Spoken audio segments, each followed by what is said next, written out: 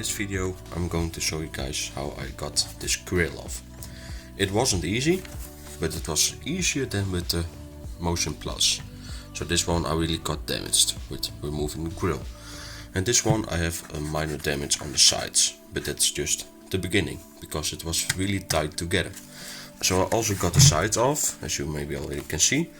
So I used a very small screwdriver, like a flat one, and a knife to really put it out of the speaker. So as you guys can see, it's around the same kind of build way as JBL speakers. So the PES radiator is very lightweight, I have to say. And it's also not metal, it's plastic. But I have to say it looks pretty decent for plastic. So like JBL also has done it in the beginning with some speakers. And I think this one is alright, especially for the price of the whole speaker. So the other side also removed, because these two, it is the best to remove them before you go to start with the grill. I first tried to start with the grill, but that wasn't really smart because you can see it on the sides, a little bit more damage on the grill.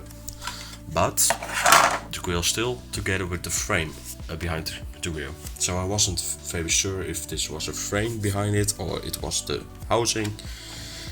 But luckily it's a frame in front of or in the back of the grill. So you can see it here on the side. You really have to like put your knife or your very thin screwdriver here between this, and then after some time it works, but it's very tight together on the speaker. So especially on the sides, that's where you can begin the best to avoid any damage on the rest of the housing. And you can see here are the connection points, and they were really tight, so they're really big, so they will fit inside the holes. So as you can see, it has like the plastic frame here in the rear, and that's also why the speaker grill is still in one piece. So I'll set it up with some sound testing, and then you guys can see how it performs without any grill or any covers. Let's get to it.